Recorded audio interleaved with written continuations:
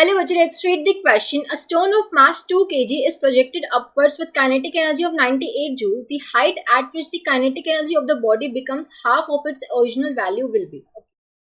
So एक stone of mass 2 kg इसको हमने अपवर्ड्स प्रोजेक्ट किया है. मान लो हमारा एक स्टोन है, ठीक है, जिसका मास हमें दिया हुआ है 2 kg. इसको हमने अपवर्ड्स प्रोजेक्ट किया है, ठीक है. इनिशियल इसकी जो काइनेटिक एनर्जी हमें दी हुई है 98 जूल, ठीक है. यहाँ पे इसकी जो जब हमने प्रोजेक्ट किया है, मान लो ये ग्राउंड है, ठीक है, यहाँ से हमने प्रोजेक्ट किया तो इसकी जो इनिशियल काइनेटिक एनर्जी है यहाँ पे दैट इज 98 जूल, ठीक है. अब देखो इसको रेफरेंस मान के चल रहे हैं तो यहाँ पे इसकी जो पोटेंशियल एनर्जी हो जाएगी दैट वुड बी 0. अब जैसे हमने इसको प्रोजेक्ट किया, क्वेश्चन दिया कि height eight which the kinetic energy of the body becomes half of its original value, ठीक है. हम मान लेते हैं कि जब इस हाइट पे पहुंचता है तो इसकी जो काइनेटिक एनर्जी हो जाती है that is half of the original value, यानी कि E/2 हो जाती है, ठीक है. जो इनिशियल काइनेटिक एनर्जी थी उसका हाफ हो जाता है, ठीक है. अब देखो ये हम हाइट मान लेते हैं दैट इज h की h हाइट तक जाने पे जिसकी जो फाइनल काइनेटिक एनर्जी यहाँ पे हो जाती है that is half of its original value, ठीक है. अब देखो यहाँ पे जो पोटेंशियल एनर्जी हो जाएगी that would be equals to mgh, ठीक है.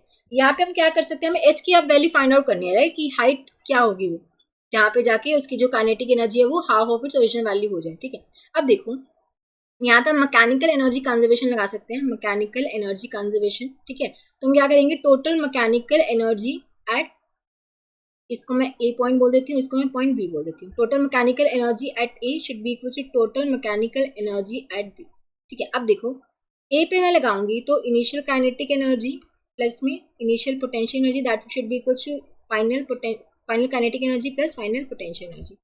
अब इनिशियल काइनेटिक एनर्जी कितनी थी 98 joule, initial potential energy 0, final कितनी हो जाएगी हाफ, फाइनल काइनेटिक एनर्जी कितनी हो जाएगी हाफ ऑफ इनिशियल यानी कि 98/2 दैट इज 49 जूल, ठीक है. तो ये आ जाएगा 49 और फाइनल पोटेंशियल एनर्जी कितनी होगी mgh, ठीक है. तो ये आ जाएगा 98 माइनस 49 तो 49 would be equal to mgh.